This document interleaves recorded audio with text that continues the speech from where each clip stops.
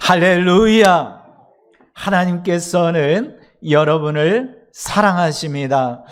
여러분을 사랑하시는 하나님께서 여러분이 지난 한 주간 희망을 품고 하나님께 나아가며 또한 하나님께서 고쳐주심을 확신하며 나아갈 때 여러분의 그 아름다운 믿음과 신앙의 모습을 보신 줄로 믿습니다. 그 하나님께서 우리의 예배 가운데 임재하셨고 또한 우리의 예배를 받으시며 또한 말씀 가운데 여러분의 심령 속에서 살아 역사하시고 은혜 베푸시기를 주님의 이름으로 축복합니다. 성도 여러분, 최근 미국의 한 여론조사에 의하면 사업가들이 가장 만나고 싶어하는 사람은 투자왕 워런 버핏이라고 합니다. 2000년부터 워런 버핏은 1년에 한 번 경매를 통하여 그와 점심 식사를 할 수 있는 기회를 주었는데요. 낙찰자는 버핏과 약 3-4시간 식사를 하면서 버핏 회장의 다음번 투자 계획을 제외한 모든 질문들을 할 수 있는 그러한 시간들이 주어진다고 합니다. 처음 경매액은 $25,000로 시작했고 2019년에는 최고 낙찰가가 $456만, 즉 한화로 54억을 기록했다라는 것입니다. 3-4시간 같이 식사하며 대화하는데 얼마요? 54억이었습니다. 그런데 구약 성경에 보면 이보다 더 큰 값을 지불한 만남이 있습니다. 여러분도 잘 아시는 스바 여왕과 솔로몬과의 만남입니다. 스바 여왕은 솔로몬이 하나님의 지혜로 가득하다라는 이 소식을 듣고 그를 만나고자 성경은 이렇게 기록합니다. 근 120달란트와 많은 향품과 보석을 들고 찾아왔다라고 말하고 있습니다. 이는 버핏보다 100배 이상의 공을 들인 만남이었던 것입니다. 왜 이들은 큰 돈을 지불하고서라도 이러한 만남을 가지려 하는 것입니까? 좋은 만남을 통해서 돈을 뛰어넘어 큰 지혜와 영감을 얻기 때문입니다. 큰 스승을 만나면 삶이 새롭게 되기 때문인 것 아니겠습니까? 좋은 만남은 축복 중에 축복인 줄로 믿습니다. 그렇다면 인생의 최고의 만남은 어떠한 만남입니까? 이렇게 물으면 여러분의 머릿속에서 최고의 만남? 이 세상에서 딱 한 사람을 만나게 한다면, 딱 한 분을 만나게 한다면 여러분은 과연 누구를 만나고 싶으십니까? 어떠한 만남을 갖고 싶으십니까? 성도 여러분, 우리의 인생의 최고의 만남은 하나님과의 만남이 되어야 할 줄로 믿습니다. 좋은 사람과의 만남도 깊은 영감과 승리를 주지만 천지를 지으신 하나님과의 만남 어떠하겠습니까? 이 세상에서 가장 큰 사람을 만나도 죄 용서함을 받을 수는 없습니다. 그 만남 자체로 하나님의 자녀가 될 수 없습니다. 또한 천지 만물의 시작과 죽음 후에 영원한 세계까지의 정확한 내용을 말해줄 사람은 없습니다. 오직 누구만이 가능하십니까? 하나님만이 가능하신 줄로 믿습니다. 오직 하나님을 만나야 합니다. 하나님께 나와야 할 줄로 믿습니다.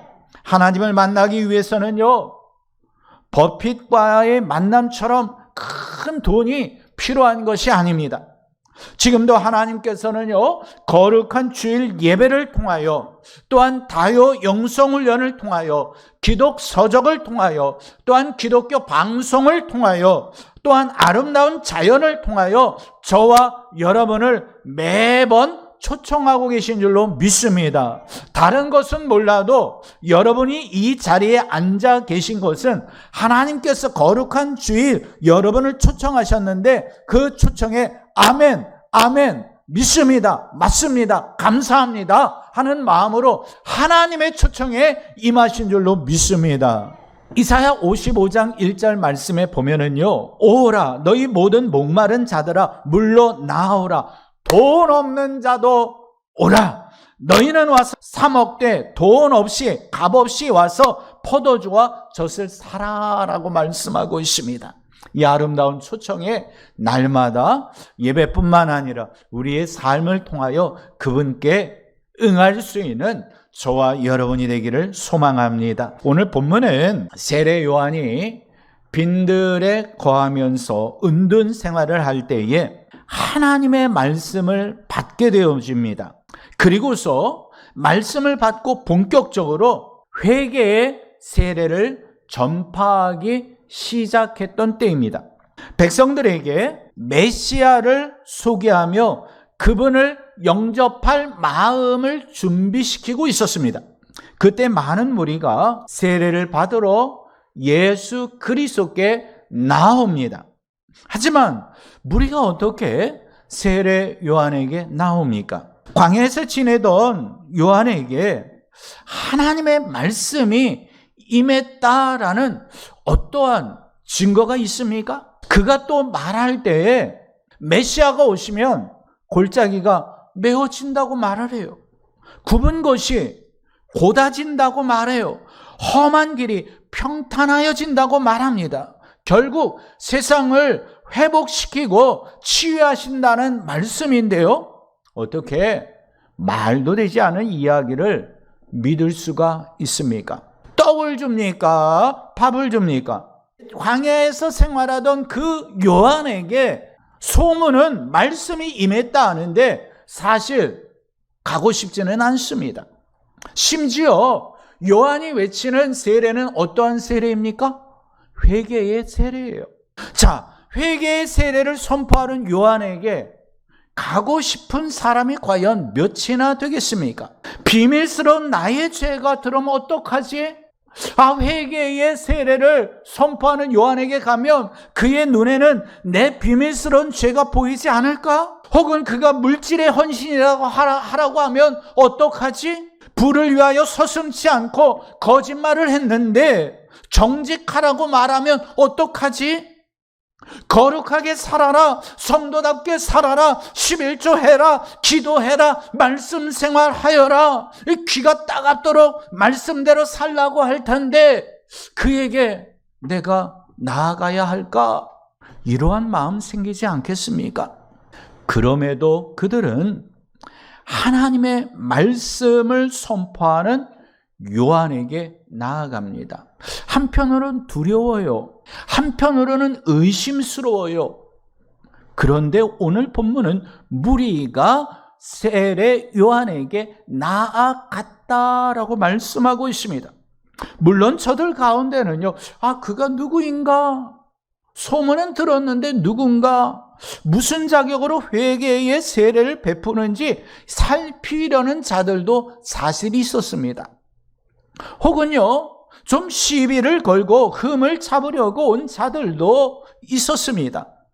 혹은 사무엘의 시대처럼 하나님의 말씀이 희귀한 시대였기 때문에 침묵기이며 예언자가 없던 시대였기 때문에 어떤 이들은 말씀에 굶주려 사모하는 마음으로 나왔을 수도 있습니다. 말씀에 무언가 있으리라는 어떤 희망을 가지고 나온 자들도 있을 겁니다. 말씀의 등불을 잡으려는 그런 기대감으로 나온 자들도 있을 겁니다. 성도 여러분, 그 무리는요, 이렇게 많은 유의 사람들이 섞여 있었다라는 겁니다. 해결자 되시는 하나님께서는요, 저들의 마음, 심령, 상황, 환경들을 다 아시고 계셨습니다. 그런데 그 하나님께서 저들의 마음을 움직이기 시작하십니다. 의심의 시각으로, 심지어 부정적인 시각으로라도 우선적으로는 나오게 하셨다라는 겁니다. 결국 저들은요, 의심하며 나왔지만, 시기하며 나왔지만 말씀대로 따르겠다라는 결심을 하게 됩니다. 때문에 희망은 나아오는 것입니다. 부정적인 생각을 가지고 있다 할지라도 우선은 나와야 합니다. 문제 앞에 있다 할지라도 먼저 세례 요한에게 나온 것처럼 나와야 합니다. 말씀 앞에 나오는 것이 뭐예요? 믿음입니다. 희망을 품고 말씀 앞에 나오는 삶이 축복이고 은혜인 줄로 믿습니다. 그런데 하나님께서 세례 요한을 통해 어떤 말씀을 하십니까? 누가복음 3장 7절 말씀, 오늘 본문 말씀인데요. 우리 함께 읽어보겠습니다. 자, 시작. 요한이 세례를 받으러 나아오는 무리에게 이르되 독사의 자식들아 누가 너희에게 일러 장차 올 진노를 피하라 하더냐. 성도 여러분, 말씀 앞에 나온 무리에게 어떠한 말씀이 선포됩니까? 독사의 자식들아. 한번 생각해 보세요. 회개의 세례를 선포하는 요한에게 나갈까 말까, 나아갈까 말까 걱정하다가 에이 그래 한번 나가나 보자 하고 나왔는데 이거 웬걸요? 회개의 세례를 베푸는 요한이 그 무리를 향하여서 사랑합니다, 잘 오셨습니다, 훌륭하십니다, 대단하십니다 하면서 박수 친 것이 아니라 뭐라고요? 이 독사의 자식들아, 은혜 받으려 나왔는데, 뭔가 해결하려고 나왔는데 세례 요한은 독사의 자식들아라고 외칩니다. 그런데 중요한 것은요, 세례 요한이 인간적인 마음에서 욱해서 이 독사의 자식들아 이렇게 얘기한 것이 아니다라는 거예요. 하나님께서 세례 요한의 입술을 통하여 이 독사의 자식들아라고 말하게 하였던 것입니다. 왜요? 유대 종교 지도자들로 죄를 속히 깨닫고 회개시키기 위함이었습니다.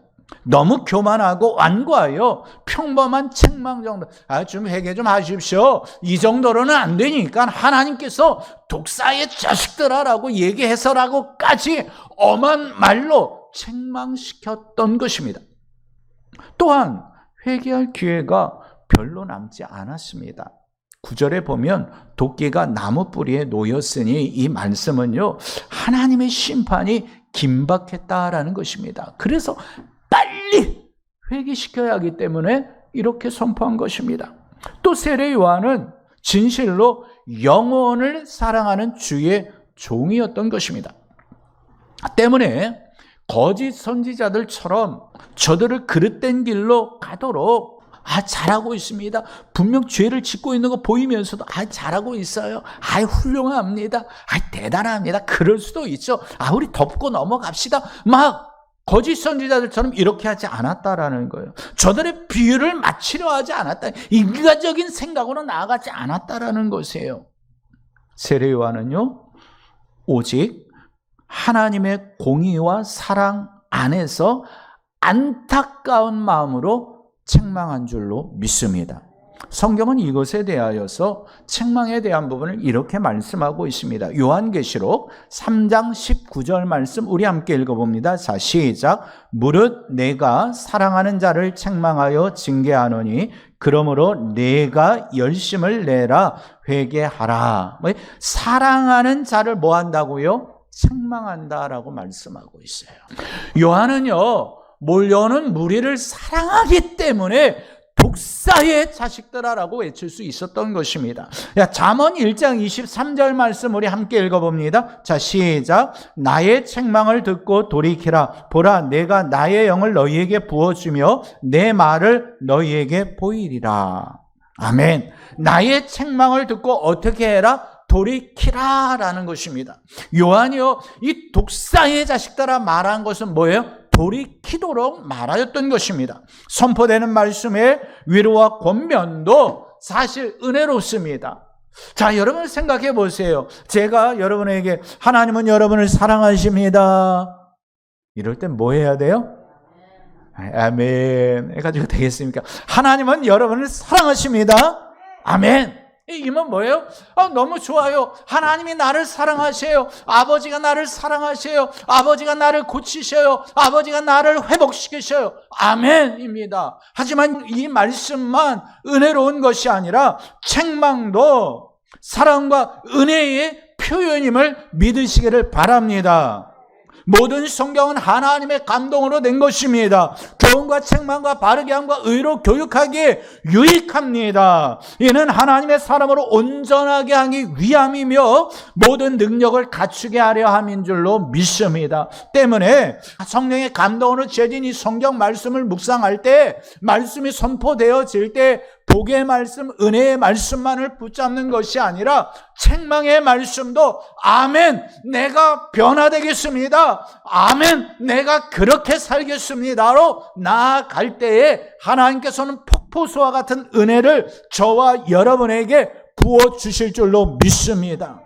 결국 하나님께서는요, 불순한 마음을 가진 자이든 사모하는 마음으로 나온 자이든 나오는 자들로 죄를 고백하게 해주시는 줄로 믿습니다. 초대 기독교, 구약에서부터 이렇게 신약으로 넘어오면서 보면은요, 사두개인과 바리새인들도 거룩의 삶을 살라라는 것을 이야기해요. 예수님께서 말씀하신 것도 거룩의 삶을 살라고 말씀하시는 거예요. 사실 이 거룩이란 그 자체는요, 유대 종교 지도자들이 외친 것이나 예수 그리스도께서 외친 것이나 같은 의미예요. 그러나 중요한 것은요, 관점이 다르다라는 거예요. 유대 종교 지도자들은요, 거룩하라라는 말을 이야기하면서 거룩한 자들이 나오라는 거예요. 금식기도 하고 11조 생활하고 하나님 앞에서 유월절을 지키고 안식일을 지키는 거룩한 자들만 나오라라고 하면서 거룩을 외쳤던 거예요. 그러나 예수님께서는 어떻게 외치셨어요? 돈 없는 자도 와라, 죄인들도 와라. 예수님은요, 죄인들을 찾아가시기까지 하셨다라는 거예요. 예수님의 거룩의 의미는요, 죄 있는 자들이 와서 예수 그리스도의 보혈의 피로 회복되고 구원받고 뭐 해라? 거룩한 삶을 살아라라는 거예요. 때문에 정확히 말하면요, 교회 공동체는요, 죄인들의 모임입니다. 죄 있는 자들이 모여서 예수 그리스도의 보혈로 죄 씻음을 받는 곳이 교회인 줄로 믿습니다. 하나님께서는요, 우리의 중심을 보시는 전지하신 하나님이신 줄로 믿습니다. 가장 선하신 예수 그리스도. 자, 요한이 독사의 자식들아, 우리가 어떻게 말씀 묵상하다 보면, 야, 요한은 은혜가 넘치는 자였는데, 말씀이 임한 자였는데, 독사의 자식들아, 요 순간만 자기 의지대로 한 것 아닌가라고 이렇게 우리가 말씀을 오해할 수 있습니다. 그러나 선한 자 중에 선한 자는 누구세요? 예수 그리스도 아니십니까? 예수 그리스도께서도요, 마태복음 12장 34절 말씀에 독사의 자식들아, 너희는 악하니 어떻게 선한 말을 할 수 있느냐? 이는 마음에 가득한 것을 입으로 말함이니라 라고 하면서 뭐라고 얘기했어요? 독사의 자식들아라고 말씀하셨어요. 때문에 우리에게 죄가 있다 할지라도, 혹은 아직까지 믿음이 세워지지 않았다 할지라도, 의심에 어떠한 것이 있다 할지라도, 중요한 것은요, 주님 앞에 나오는 거예요. 주님께 나오면은요, 은혜로운 말씀, 달콤한 말씀도 선포되지만 어떨 때는 회개의 말씀, 나를 찔리게 하는 말씀도 선포될 수 있다라는 거예요. 그러나 여러분은 그 찔림의 말씀까지도 아멘, 아멘, 아멘 하는 그러한 믿음의 그 단계를 올라선 그러한 분들이신 줄로 믿습니다. 희망은 나오는 것입니다. 말씀 앞에 나오고요, 은혜의 자리에 나오고요, 아멘 했으면 좋겠습니다. 말씀 앞에 나오고요, 은혜의 자리에 나오고요, 회개의 자리로 나오는 것입니다. 혹은 아직 의심의 마음이 남아있다 할지라도 나오면 그 의심은 사라지게 될 줄로 믿습니다. 나오면 해결될 줄로 믿습니다. 말씀 앞에 나올 때 하나님의 말씀을 깨닫게 되고요, 말씀의 자리에 나올 때 하나님의 마음을 알 수 있고요, 회개의 자리로 나올 때 변화될 수 있습니다. 하지만 나아오지 않으면 체념합니다. 하나님을 향한 기대가 없기에 길이 열리지 않습니다. 하나님의 마음을 알 수 없기에 회개는 더더욱 할 수 없습니다. 본문의 무리도요, 희망을 품지 않을 때는요, 부정적인 그러한 시각이 있었습니다. 세례 요한이 선포하는 메시지를 믿을 수 없었습니다. 심지어 회개의 그 세례를 선포한다고 두려웠어요. 하지만 하나님께서 주신 희망을 품고 말씀 앞에 나왔을 때에 독사의 자식들아, 회개에 합당한 열매를 맺으라 라는 이 외침이 더 이상 책망으로 들리지 않는 거예요. 은혜 받으려고 나왔는데 이 독사의 자식들아, 회개의 열매를 맺어라, 아브라함을 너희 조상으로 여기지 마라 라고 하는데, 그래? 아이, 잘났어. 그래, 네가 광야에서 말씀을 네 말씀 받은 대로 너 해. 나는 나대로 내 신앙대로 살 거야. 뭐 독사의 자식? 필요 없어 라고 돌이키는, 성경은요 다 기록하고 있죠. 이 무리들 가운데는 사실 독사의 자식들을 할 때 흥 하고 나간 자들도, 다른 곳으로 간 자들도 있을 겁니다. 하지만 이 무리들을, 이 독사의 자식들아, 회개에 합당한 열매를 맺으라 하였을 때 은혜 받은 자들은요, 그 말씀이 뭐 나보고 이렇게 나온 것이 아니라 뭐예요? 감동을 받는 거예요. 깨닫는 거예요. 찔림을 받는 거예요. 이제 자신들을 가장 선한 길로 인도하시기 위해 내가 얼마나 큰 죄인이면 하나님께서 세례 요한을 통하여 독사의 자식들아라는 이 말을 들으게 하시는지, 주님, 사실요 세례 요한이 이렇게 선포하면 그 당시는요 돌 맞아 죽을 환경입니다. 광야에 있던 네가 종교 지도자인 나에게 독사의 자식이라고? 이거 신을 모독하는 것이니 돌을 드시오. 무리들에게 돌을 들게 하고 돌을 던지게 할 수 있는 상황입니다. 그러나 세례 요한은 하나님께서 주신 말씀대로 외쳤던 거예요. 세례 요한에게 나와 하나님의 말씀을 듣고 깨닫고 확신한 저들은 이제 어떻게 합니까? 10절과 12절과 14절에서 동일하게 나오는 말씀이 있어요. 그게 뭔가 하면 우리가 무엇을 하리까? 할렐루야. 이게 은혜 받은 자의 모습인 줄로 믿습니다. 독사의 자식이라고 외치고 회개의 열매를 맺으라고 얘기하고, 저들이 생각하는, 나는 아브라함의 자손이라고 생각하는데 까불지만 네가 무슨 아브라함의 자손이야. 이 돌들로도 아브라함의 자손을 만들 수 있어. 회개에 합당한 열매를 맺어 라고 얘기하는데, 저들은요, 그러면 우리가 무엇을 해야 합니까? 이 말은 뭐예요? 회개했다라는 거예요. 돌이켰다는 거예요. 깨달았다는 거예요. 은혜 받았다라는 겁니다. 희망은 때문에 나와야 은혜를 받을 수 있습니다.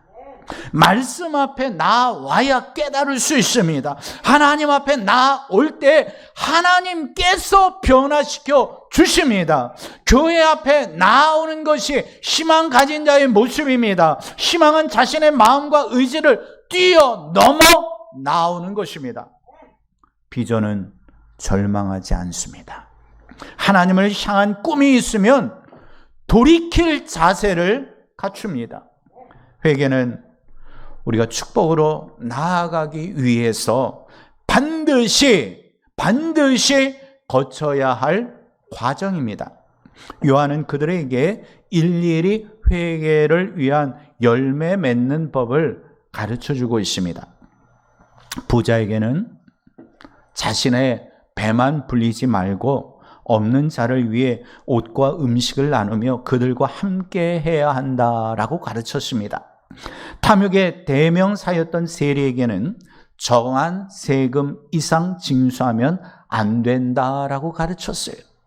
군인들에게는 폭력이나 거짓과 위협으로 남의 것을 강탈해서는 안 되고 그들의 봉급에 만족할 것을 가르쳤습니다. 성도 여러분, 세 무리에게 모두 연결된 것은 물질이었습니다. 우리 역시 마찬가지입니다. 스스로 죄임을 깨닫고 예수 그리스도를 통한 죄 사함의 은혜를 먼저 사모해야 할 줄로 믿습니다. 그리고 회개에 합당한 열매를 맺어야 합니다. 특히 나는 물질관에 있어서 어떠한 관념을 가지고 사는가 철저히 점검할 수 있는 기회가 되시기를 축복합니다. 회개하고 거기에 합당한 삶의 변화로 열매 맺어 하나님의 복을 누립시다. 사랑하는 성도 여러분, 여러분에게 과연 어떠한 희망이 있으십니까? 어떤 꿈이 있습니까? 아니, 좀 더 구체적으로 어떤 기도의 제목이 있으십니까? 그 기도의 제목을 가지고 날마다 주님 앞으로 나아옵시다. 이것이 복 받고 해결받는 비결입니다. 희망을 품고 훈련받는 것이 행복입니다. 희망을 품고 주님께 나와 주님을 위해 사는 것이 행복인 줄로 믿습니다. 희망이 있는 자에게는 주님을 위해 고난 받는 것 역시도 행복인 줄로 믿습니다. 때문에 우리의 삶은 현재도 축복이고 미래도 축복입니다. 할렐루야. 그렇습니다. 우리의 삶은요, 현재도 축복이고 미래도 축복인 줄로 믿습니다.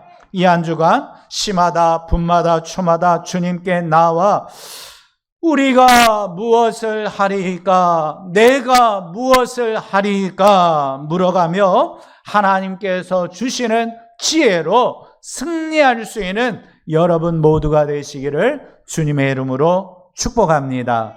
축복합니다. 우리 함께 기도하겠습니다.